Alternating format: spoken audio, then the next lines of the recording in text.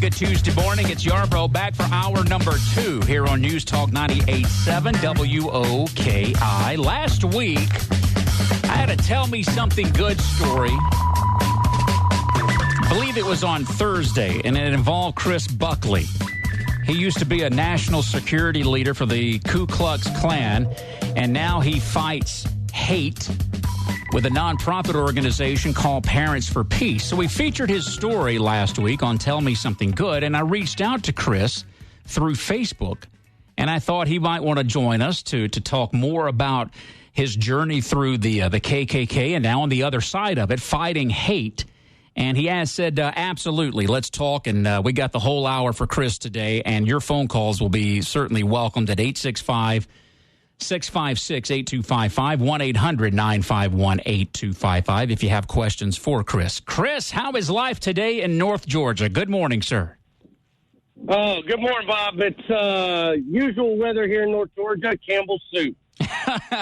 Buddy, ditto for East Tennessee, no doubt, and it's only going to get hotter as we go through the rest of this week, so I hope you're able to survive it very well down there. All right, let's just dive into this. There's so many questions for you. Where do you begin when someone says, hey, tell me about yourself?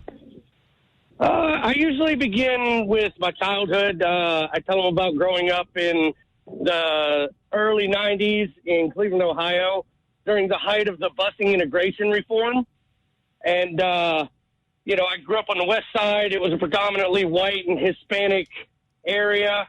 And during the busing reform, the east side was predominantly black and Asian. So what they would do was they got this bright idea that they were going to bus half the kids from the other schools and just flip them, throw them into the opposite schools. Like, I was bused 181 blocks to, I forget what the name of the school was even, man. It was so traumatic. But, that was my first experiences with racism and being targeted because of something other than just being short and frailly. So you were bused to a different school district a long ways away, and as a white person in a predominantly, black, Asian, what was the makeup there? I guess it would be predominantly black with a very small margin of like Asian or Pacific Islander area. Okay, and as a white person in that environment, you were picked on. You were what kind of things were going on there? Well, I guess before I go into that, I'd like to say that it was growing up in my household. My parents are what I'd like to call closet racist. Out in public, they are very open and polite and respectful to people of all colors, creeds, nationality. But at home, there are a lot of racial slurs, a lot of my dad was very violent. He was very strict with his weapons, extension cords, clothes hangers. I mean, I remember I got a scar on my head. Everybody thinks it's from the military, but from a wrench when I was 10 that my dad threw at me. So bust over there, I was definitely targeted, singled out because I was white, and I didn't really understand at the time, but I'm assuming that there was a lot of kids that went to that school who had the same kind of indirect or unintentional grooming that I had at home. So, I mean, before I even went there, I already had a preconceived idea and notion of what kind of people I was going to be around. Does that make sense? Absolutely, it does. Sure. When you were put in that environment, you already had maybe somewhat of a hatred for them without even knowing who they were. Well, not really a hatred yet. It was more of a fear. How old were you? About 8. 8 years old. About 8 years old. And so this was kind of the, for lack of a better phrase, the perfect storm of the way you were brought up, and then you were put into that situation, and it just kept building, and that's what eventually led you to the Ku Klux Klan. Is that a fair assessment? No, it didn't. That's not what led me. What that did was that kind of solidified the things that I was being told at home by my parents. And it kind of gave me this idea that everything that they were telling me about other races, other sexualities, other things were true. One of the other things in my childhood that I like to bring up in the beginning is the fact that I was, I like to use the term aggressively molestated. And I know molestated ain't a word, but it sounds funny and it kind of makes it light. And that's, for me, not for the other person. It helps me make light of the situation so that I can talk about it. And it was the same sex that molested me. And that right there seeded my hatred for homosexuality because, of the trauma that I experienced there and the fact that nobody helped me with it. I mean, I was told I was a liar. And it continued from about the age of 6 all the way up until like 12 or 13 when I became big enough to fight back. And I guess I just outgrew the desire. How long were you in this school setting? Your entire school career? So check this out. When I got to school at 8 years old, my grandmother had bought me a pair of, in 98, the Jumpman Jordans came out. I don't know if anybody remembers those. I might be a little bit too old for some of the listeners, but they're all black. They're really like slick shoes. Everybody wanted them. My grandmother was on a fixed income, and she pretty much raised me. But for about 5 months before school started, she'd save her extra, and she bought me these shoes. And, I was so proud of them. I was like, this is going to help me relate. This is going to help me, fit in and make new friends. And the very first days there, I was jumped, beaten severely. My shoes were taken from me. And the one kid, I still remember his face. He looked down at me and he goes, "Hey, Cracker, walk a mile in my shoes, honky," and kicked off his Jordan slides to me. And I did. I walked home from that moment 181 blocks to the Superior Bridge and then another 43 blocks to my house. And I did that every day for the entire school year and missed 186 days of school that year. Wow. How does a person that age deal with this day to day? I guess skipping school was one of the ways it sounds like, but how else did you deal with it? I acted out a lot. I was kind of, I don't know, I guess I just acted like a little butthole. I mean, you hear the expression, kids will be kids, but I kind of went a little above and beyond, I mean, it started off with, sneaking beer from my dad's fridge. And I remember at about 12 or 13, I started, experimenting with marijuana and got involved in some gang activity because I just wanted to be protected. And then out of the blue, my dad just shows up because he's never really around, and he decides that we're moving to Southern Ohio and just packed us up in a day, and we were gone. What did that do for your situation? It did two things, really. One, the southern part of Ohio was, rural, very rural. So it was predominantly white. So it put me around people who kind of had the same ideas and views about blacks and Hispanics and people who weren't like me. And it also put me in a comfortable setting. I mean, I started to do better in school. I got involved in sports and really just stopped getting in trouble. So, I mean, I know that sounds in a way like I'm saying because I was around those people that was the excuse. I mean, it's not. It stopped me from having to feel like I needed to act out to get the attention that I needed to, I guess, feel relevant or feel safe. Chris Buckley, he is our guest this hour, a former member of the KKK, a national security leader for the KKK at one point. Now he's fighting hatred with Parents for Peace. It's a nonprofit organization. And if you've got questions for Chris, he's with us until noon today, 656-8255 and 1-800-951-8255. We're back with Chris in just a moment on News Talk 98.7.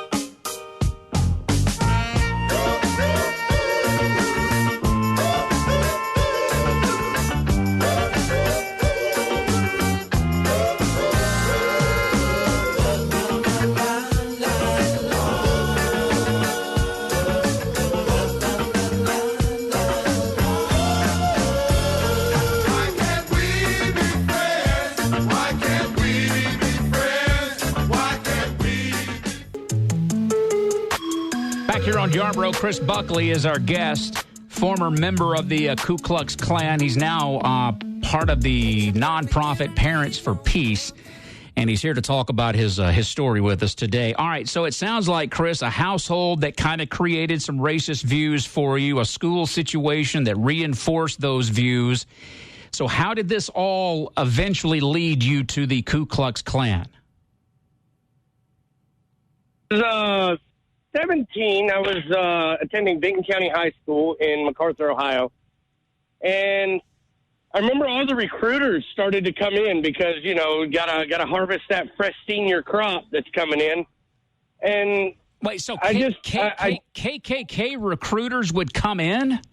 No. The military recruiters. My bad. Sorry about that. I missed them. I was like, wait a second. How are they getting access? Yeah. Okay, I'm glad we cleared that up. I'm sorry about that. Yeah.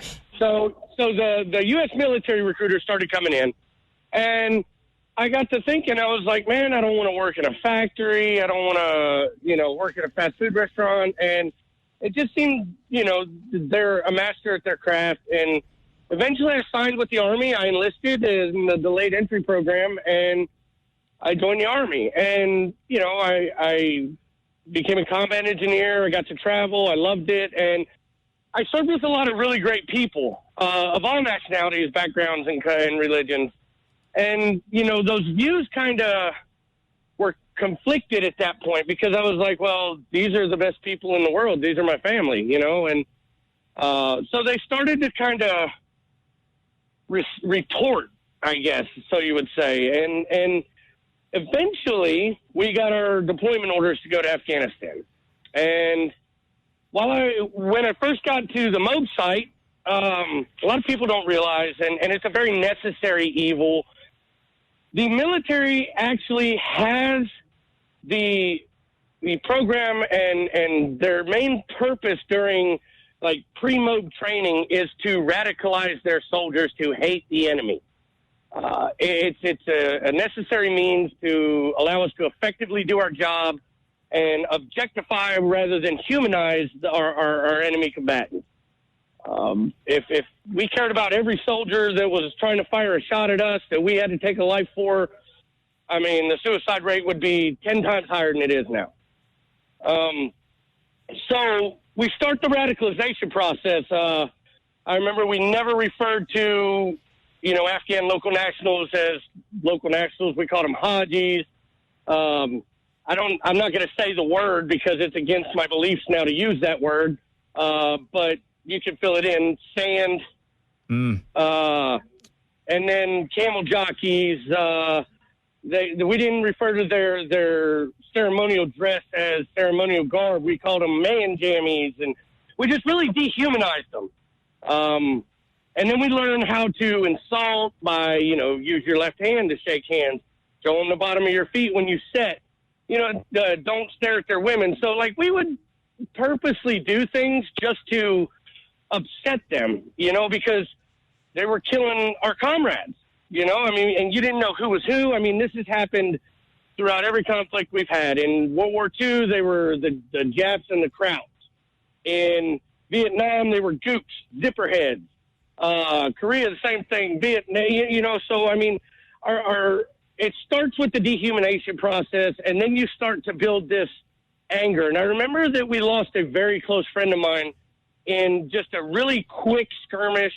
He took a round over his left eye, come out the back of his head, and it was just a first round over some spray and pray over the top of a rock. And that devastated me. And I that was the first time that the anger and the hatred was born. I was always mad, but I would never say that I hated. And at this point, I realized that I hate Muslims. I hate everything about Islam. I hate everything about what's going on over here, and I just want to see every one of them dead. That was my view on it. So I get out, I come home, and of course, like a lot of soldiers, I suffer from some PTSD issues. And there was a point when I was doing a state active duty mission in May of 2009. I wrecked a Humvee because of a faulty piece of equipment on it, and I rolled it several times. I broke my back, and that was my introduction to opiate painkillers.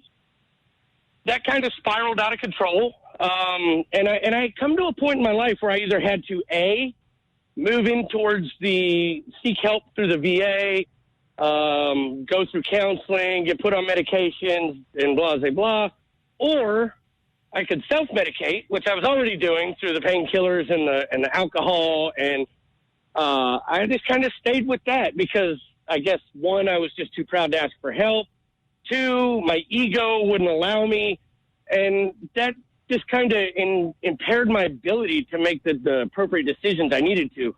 And it was right about the time when, the former President Obama, was allowing the removal of Confederate statues. And I didn't understand at the time what those statues symbolized. And it made me angry. And I just got online one day and I was like, you know what? I got to take a stand somewhere. My oath says that I will protect the United States from all enemies, foreign and domestic. I feel like we're under attack by domestic terrorists. And, that's the feeling that I had. I was drug-fueled, alcohol-fueled. And I'm not saying that it was a correct view. It was just the view I had. So I get online. I type in ways that I can protect the Southern heritage and white race. And it took no time at all. I was on the Loyal White Knights of the Ku Klux Klan's website, started reading their propaganda stuff, and I was like, yeah, I can get behind that. And my main reason for reaching out and joining was because of the Muslims and refugees that were pouring into the country. I felt like we were under attack. So this was more of an anti-Muslim membership in the KKK rather than anti-black or anything else. Yeah, and there were some views that kind of I aligned with. I mean, I didn't hate black people. At that point, it was like one of the things that was like, look, it's something that the organization that I joined believed in. I didn't follow the views on that as much as I did with the Muslims and the homosexuals. Like, that was my biggest trigger. So, I mean, I just kind of went along with the whole Jews and the blacks and the other things. But my main focus was to be able to align myself to build that sense of camaraderie that I lost when I exited the military and be able to combat the attack that I perceived in my drug-fueled, paranoid mind that was happening on U.S. soil. All right, so you find the KKK online. How do you join the KKK? It's so easy, it's stupid, man. It's really easy. All you do is you get online, and it'll say, type in your email, phone number, and name, and somebody will contact you. Or call us and leave a voicemail. And within a couple of days, I got a call back from a guy named Roy Denburton out of the middle Georgia area. And, he invited me to a cookout. Everybody was real friendly. I felt accepted for the first time since I left the military. And it just kind of, they groomed me at that point, and grooming's a very real thing. You've got three phases. You've got the indirect or unintentional. You've got the direct or intentional. And then you've got the targeted aspect of grooming. So, I was impaired in my decision-making abilities at the time. It was a way for me to get free drugs, access to the drugs that I wanted. And I just kind of fell into this rut, this spiral, this downhill spiral. How long were you a member of the KKK? I got out in 2016. So 3 years, 13 to 16. All right, I want to hear about your job when we get back as a national security leader and much more about inside the KKK. If you've got questions for Chris Buckley, and this has a positive ending, folks. It's not just an advertisement for KKK or just a random conversation to stir you up. Right. This has a positive ending, and it is that Chris now works with a nonprofit organization called Parents for Peace, and we absolutely will discuss that as well as they fight hatred through that organization. Chris Buckley with your phone calls at 656-8255 and 1-800-951-8255. Back on Yarborough in just a moment.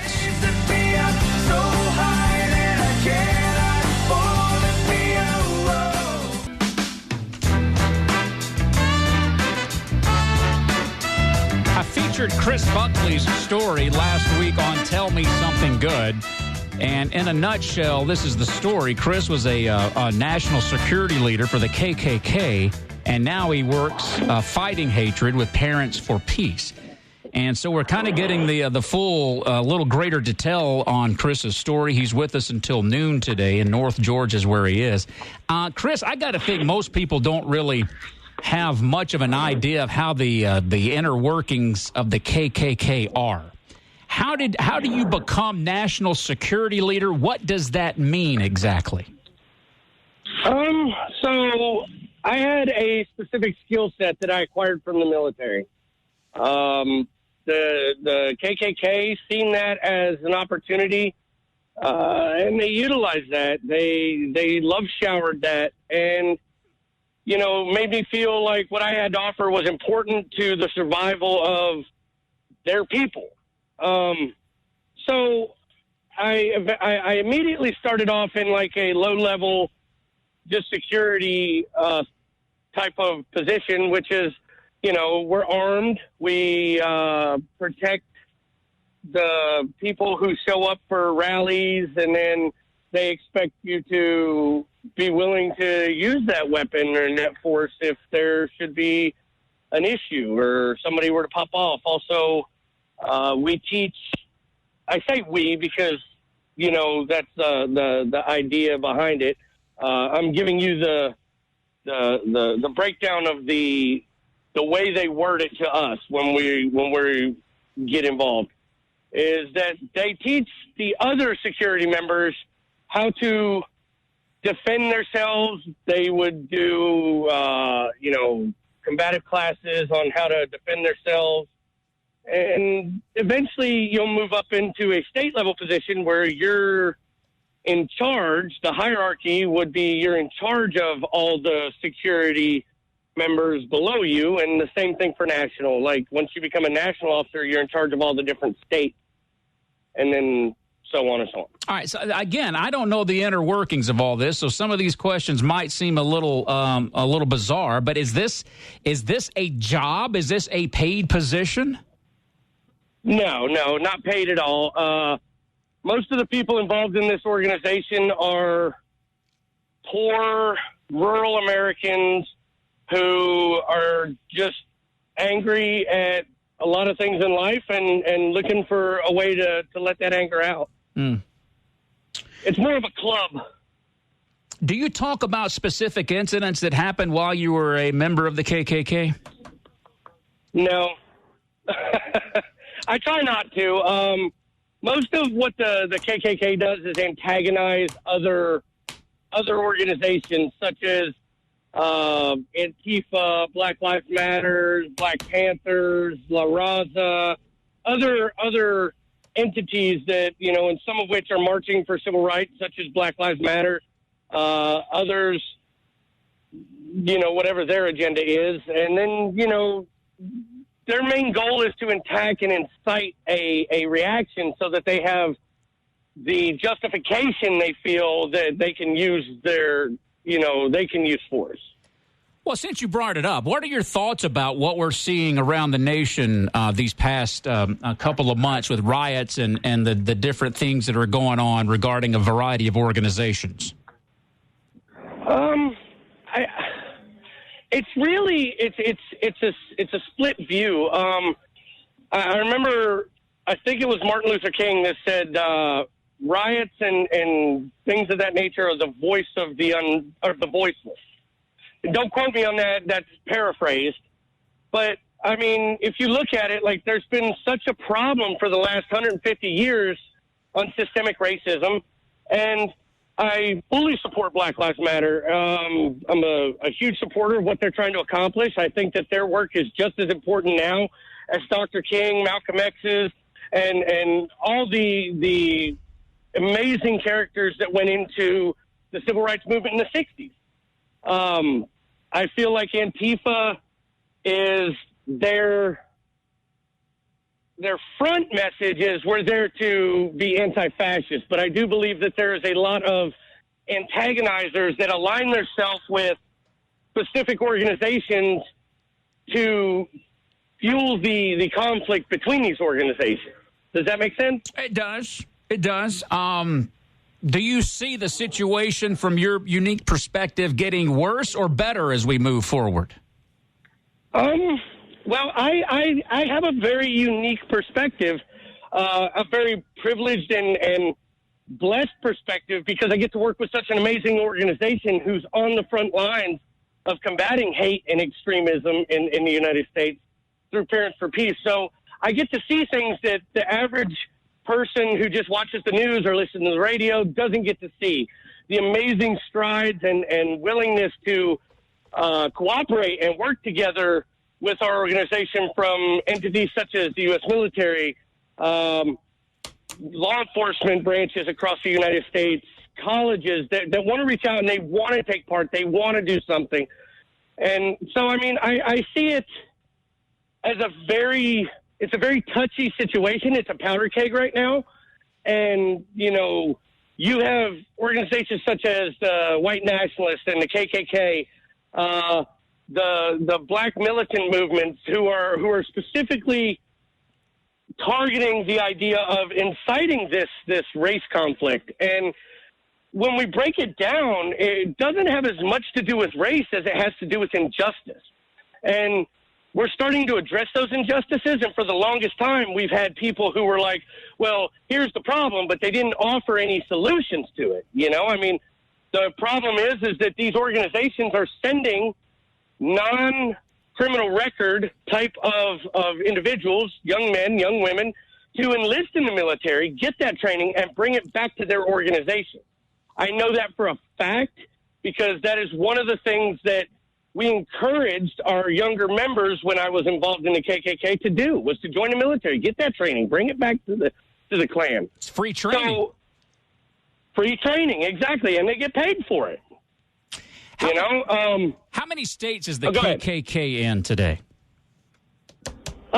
You'll have a branch in every state. I mean, I'm not going to sugarcoat it. Every state has its different factions and branches. Is the KKK dying?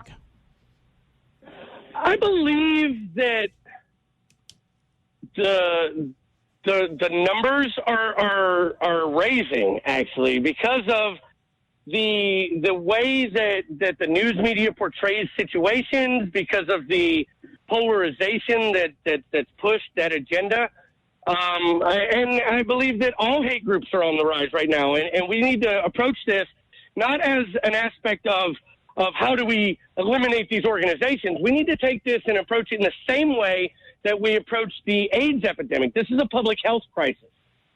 So we need to address it as such. And we've got congressmen and women who are supporting that approach. And we've actually done a lot of work in that field to try to approach it in that way. We've had great success through Parents for Peace at getting people to leave hate groups, people who want out but don't know how to get out, and then people who are still in, who we mentor, we mold, and we help them to come out of these organizations before they end up dead in prison or in an institution somewhere, and rejoin society and follow through and become that agent of change in their society. All right, we got a couple of callers. Before we hit the break, let's get some questions in for Chris Buckley here, former KKK member. Dana, hello, and good morning. You're on with Chris.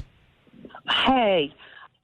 First of all, I'd like to say I'm so sorry for everything that you went through. That just breaks my heart. And I'm it was so God's sorry plan. that. Well, and, we can't question that. I have so many questions. I'm going to try to focus here. Number one, when you mention rallies, how do they make their money? Number two, they have dues. They have dues. They get donations from private donors, things of that matter. How involved are they in your opinion, of what's going on today with, racial, the climate they that are we're involved. in is... They are involved in every aspect at the highest level. This is their number one priority. the number one priority of the KKK, white nationalists, these racist organizations, is to incite a race war, and they will go to any means necessary. Dana, thank you for the call. Mary, hello, you're on with Chris Buckley. Good morning. And who is it? Am I talking to you? Yes, ma'am, you're on with Chris. All right, this is Mary. I'm going to tell you who designed your Ku Klux Klan for you. It's people that George Soros works with the papacy, the Catholic Church. Mary, thank you very much for your phone call. We'll take a quick break. We'll be back with our final segment of Chris Buckley in just a moment. 656-8255, 1-800-951-8255. It's Yarbrough. We're back with Chris in just a moment on NewsTalk 98.7. Final segment here on Yarbrough. Chris Buckley, a former member of the KKK, is our guest this hour. We've covered a lot of ground, and we're going to get to what he does now, which is Parents for Peace. We're going to get to that in this segment real quickly. A couple of quick phone calls. Jan, good morning. You're on with Chris Buckley. Hi. My question is this. I'm wondering if Chris knows who the head of Antifa is, who heads that program. Okay, Chris, do you have any information about that? At this time, the organization factor in Antifa is completely shrouded in non-existence. I'm sure there's somebody out there running it, but at this point, right now, what they do is they cloak themselves under the guise of, we're just an organization of people, we have no hierarchy, but I promise you they do somewhere. And as soon as that information is available, I promise you it will be made public. Chris, how did you get out of the KKK? What was the moment you said, I got to make a change, and then how did you make it happen? Okay, so first off, I got sober. I caught a drug charge 2016, and, it kind of forced me into realizing that the way I'm doing things ain't working out so good. Once I got sober, I realized that everything that I take part in goes against my military code of ethics, as well as my personal and moral compass. But leaving the KKK isn't exactly as easy as getting into it. So my wife reached out to a gentleman by the name of Arno Michaelis, who is a former white nationalist, and he was doing a lot of de-radicalization and mentoring at the time. And Arno come all the way from Milwaukee, met with me, and we had a love-hate relationship from the beginning. And Arno literally saved my life by walking me out of the KKK. And he did this through a very conflicting type of method. He took my ideology that had been kind of pounded into me, because it's a cult-like organization, you know. I mean, you got to get away from it, and then you can start to address the trauma that you've sustained there. And he started to challenge that ideology. One of the first Muslims that he ever introduced me to is, he's like my brother in crime. I love the man with all my heart. He's literally closer to me than my own family. His name's Mubin Sheikh, and he's out of Canada, and he's a former Islamic extremist who is now he's an operative through the Joint Task Force for the United States and Canada to infiltrate and take down jihadists and terrorist groups. And we hit it off. He explained to me all these common misconceptions that people have about the Quran. I've met Muslims that actually know more about Jesus than Christians do. And so after I met Mubin, it really got my head thinking, and the next person that Arno introduced me to, because my biggest issue was Islam and the trauma that I didn't deal with when I come home.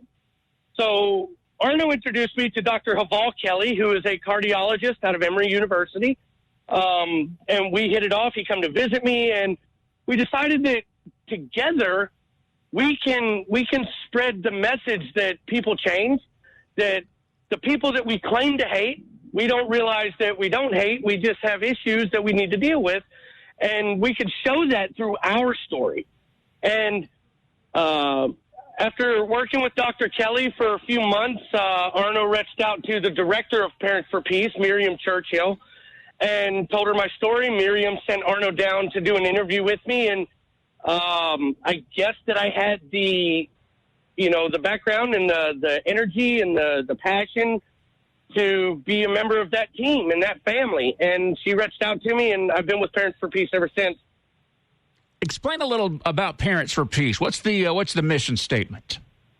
Oh, man. I could talk about Parents for Peace for a day. Let me see if I can nutshell it into a very small, direct statement. Our mission is to isolate, treat, and preserve the eradication of hate and extremism in the world, not just in the United States, not just in our cities, but in the world. But we have a problem at home, and that's where we're focused at, is here at home. We want to save sons, daughters, fathers, mothers, sisters, brothers from falling victim to the grooming and the extremist recruitment efforts. We want to protect those that have mental health issues, that have substance abuse issues, that have trauma and abuse issues suffered at home, through their community, throughout society. And we want to make sure that these recruiters, these hate groups, have no access to our most beloved resource, and that's our children.